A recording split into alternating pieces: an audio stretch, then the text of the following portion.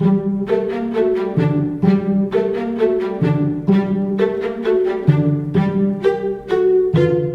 just love telling stories and what happens in a story and how can I show a character's intent in a story.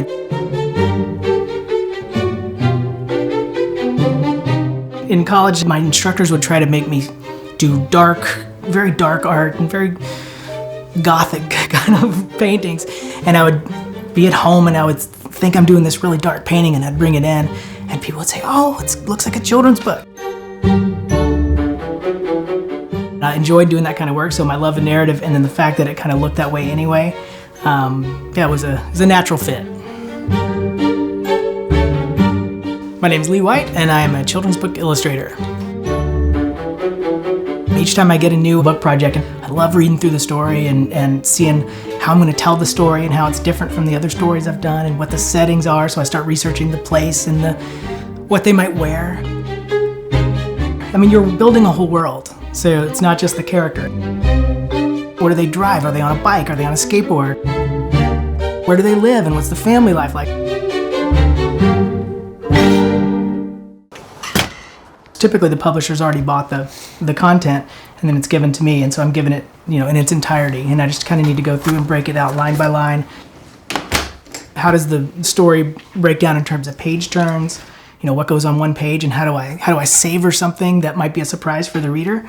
So I'll save that and try to make it land really hard on a page. And so it's about pacing and really just controlling how a story is told. I try to take a story and really get to the heart of what it's about. And it can be these really raw emotions. The fear of somebody leaving, a friendship that breaks up, a friendship that comes together. Every story is different, and that's what makes every day different.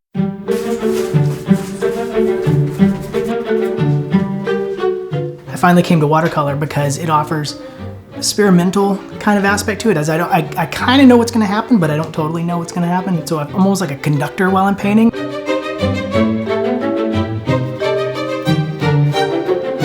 I like having the paint splash on and then having to react to it. It may end up totally different than I thought it was going to, and I love that process.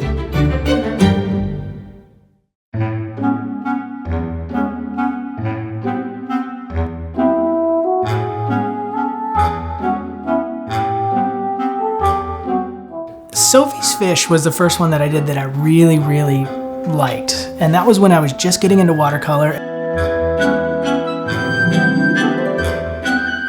I'm combining media, and there's watercolor and there's splashy kind of line work, and it really was a stylistic change for me.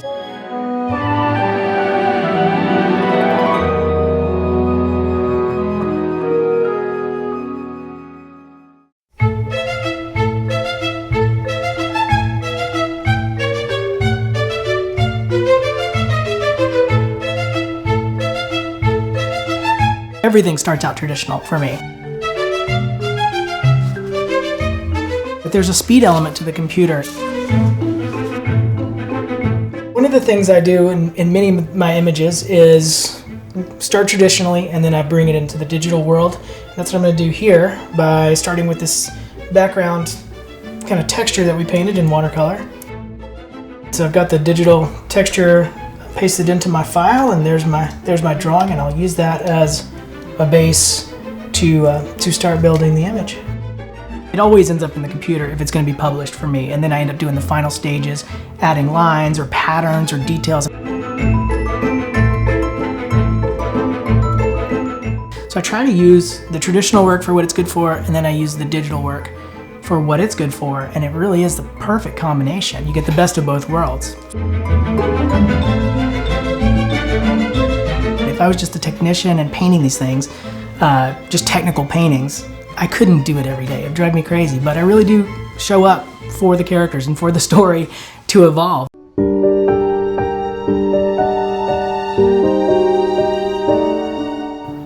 This one's called I'm in the Whale. This was done digitally, but I built all of the textures using rolled ink on paper. Some of the inspiration was from the Oregon coast, all those little weathered kind of shacks. I wanted to have that feel. If you go to the coast in Oregon, it's not Southern California. There's every color, but it's more subdued, and I wanted the whole palette to be a little bit more subdued. It's a rainy day, so you can see the rain kind of starting to happen, but I didn't want to make it gray. I don't want to feel depressing, so I started to lean to these desaturated greens for the skies, which is kind of an untypical color for the sky, but it just worked here in setting off this whole palette.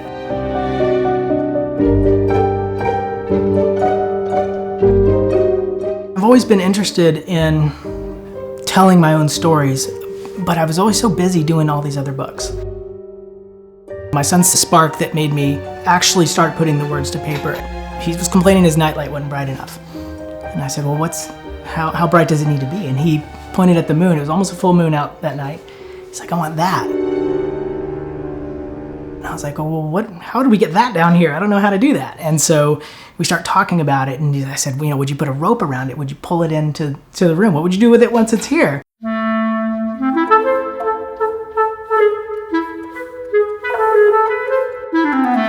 I got back in the studio, started sketching out some things, this boy pulling this moon down, and I said, that's the grain that I want. That's the kernel of the story that I want.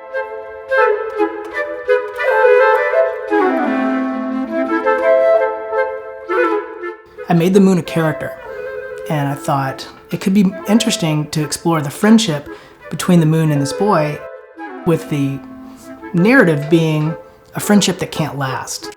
Secret Moon by Lee White. Milo didn't like anything about the move. The new house had creaky floors and windows that rattled. The worst part was Milo had no friends at all. But that was about to change. Hi, said the moon. Do you want to play with me? Moon asked. Sure, Milo replied, and off they went. They started with hide and seek, although Moon wasn't very good at it. Milo pretended not to see him. Shouldn't you be up in the sky? Milo asked, but Moon was having too much fun to worry about that. I thought that would be nice to have the moon come down and have a very temporary friendship and what that means and the emotions that a kid goes through. Milo didn't want Moon to leave, and Moon didn't want to go either. They were having too much fun together. New adventures beckoned, so off they went. So what started out as just a nightlight problem became this whole story. Milo rode home with his new friends. Even though he still had a house with creaky floors and windows that rattled, he was feeling a lot better about living here now. The end.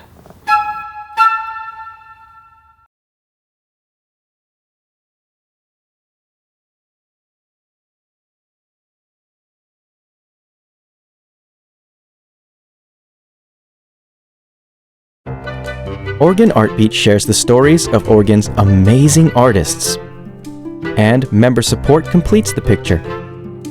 Join us as a sustaining member at opb.org/video.